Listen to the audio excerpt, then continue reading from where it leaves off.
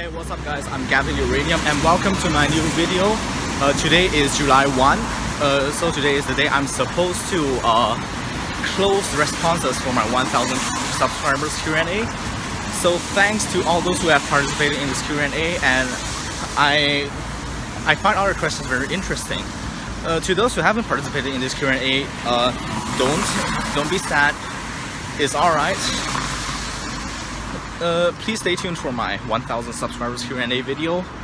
Anyways, today I'm going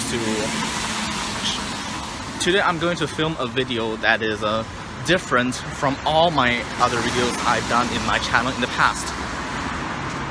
So today I will be going jogging along a road called Upper Serangoon Road.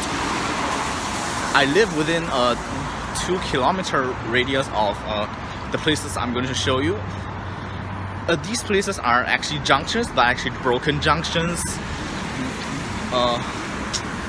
It's pretty complicated to explain, so mind if you just follow me in this video and take a look at those weird junctions which I'm getting my OCD.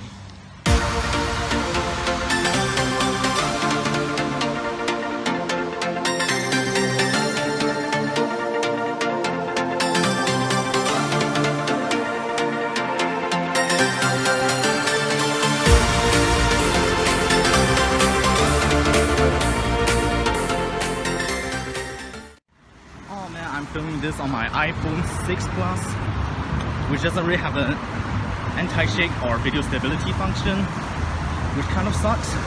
But I'm trying to film moving pictures, moving scenes, especially when I'm running. That is a really big inconvenience. But don't worry, I've got Windows Movie Maker to help me with all that.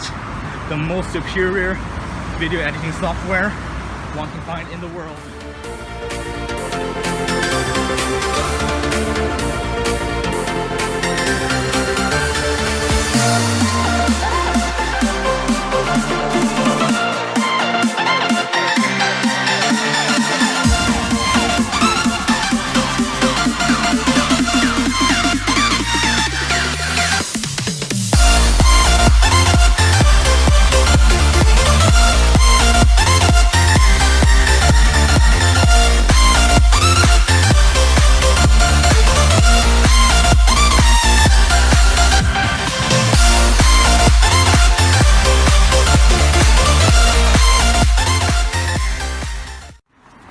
Alright, so here we are on Upper Serangoon Road, that's the main road, and here we have a kind of broken junction with,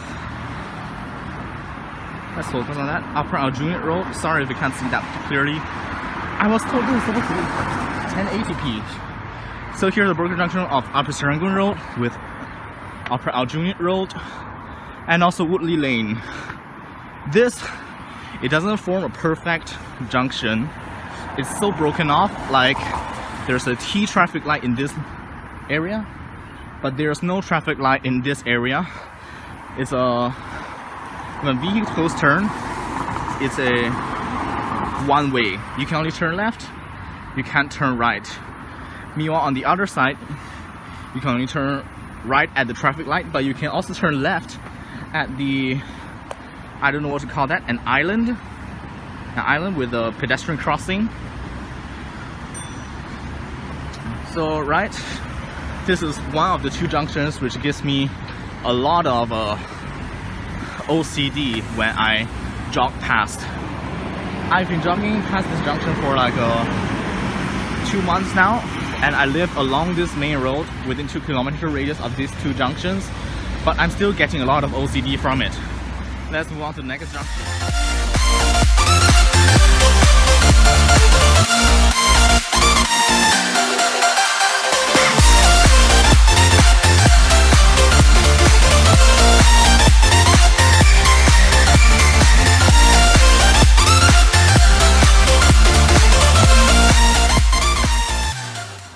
Yep guys, we've arrived at the second junction I want to show you.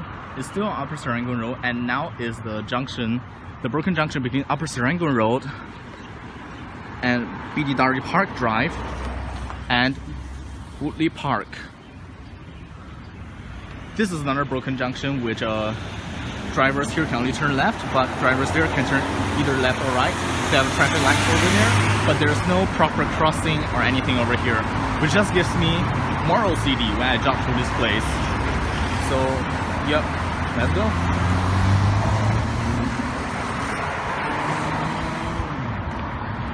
Right now, I'm turning into Woodleigh Park and going to enter a residential estate called Potong Pasir. This name has Malay origins, and in Singapore we speak standard Malaysian Malay. At least that's what's the standard we use. But most of the people speak Singaporean Malay instead of standard Malaysian Malay. But in both variants of Malay, R is a non-rhotic variant. Both are non-rhotic variants of Malay. So, for example, Potong Pasir, there's an R at the end of the word, but the R is silent because it's not followed by another vowel. So that is how rhoticity works in languages, and that's how Malay's non-rhoticity differs from the English language.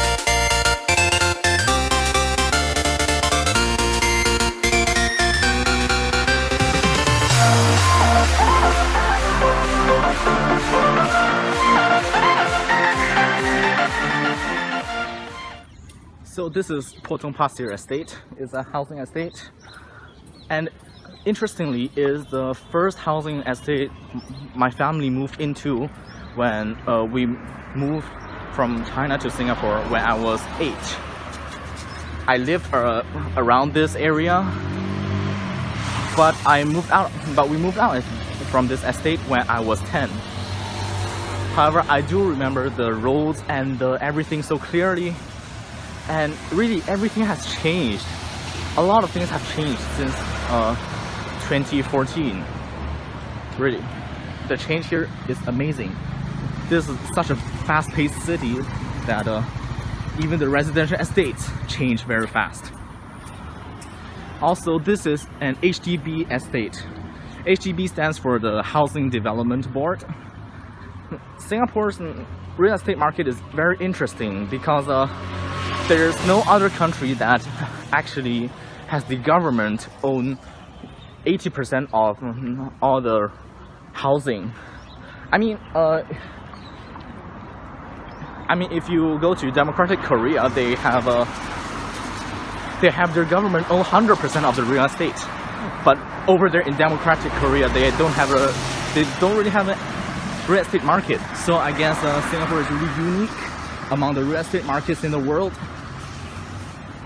So, right, we're just gonna take a short loop around from Woodleigh Park onto Potong Pasir Avenue 1, then back onto the main road after Serangoon Road, and we'll be heading back to the 2 junctions that I showed you earlier. So, let's go.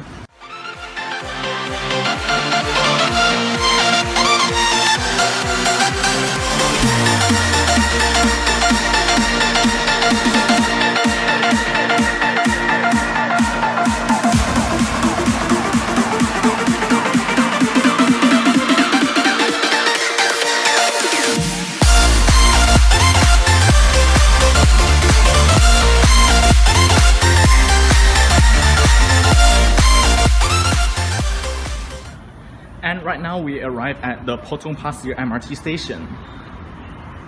This station is located very conveniently right outside Potong Pasir Avenue 1 and facing the main road after Serangoon Road.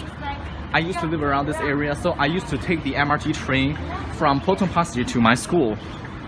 But my family moved in 2014, so I no longer take train from this station to school.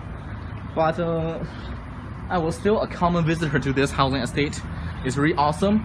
Like, basically look at this building. This building just sprang out from nowhere. It wasn't there when my family moved, and it was an empty lawn. It was an empty lawn that connected the HDB building to the MRT station over there.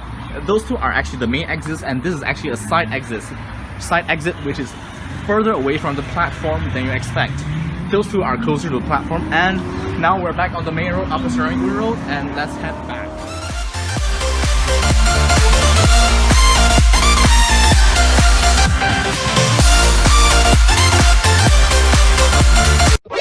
NANI?!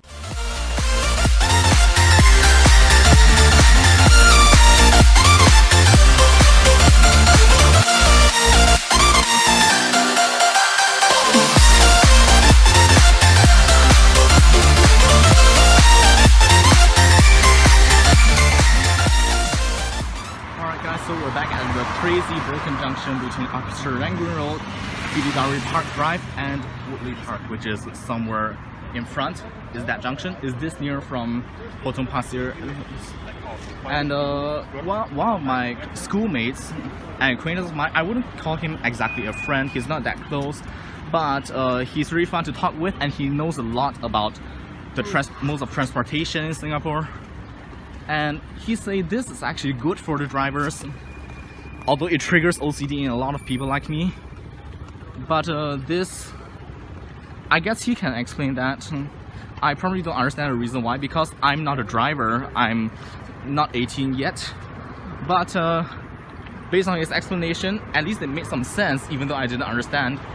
He's explained how this is better for drivers, so I guess he has a point. I don't remember his exact explanation, but I decide to trust him because he's really into these things, and I guess he figured that out himself a lot. So let's jog back to the other junction, the first junction I showed you. It's not too far away from there.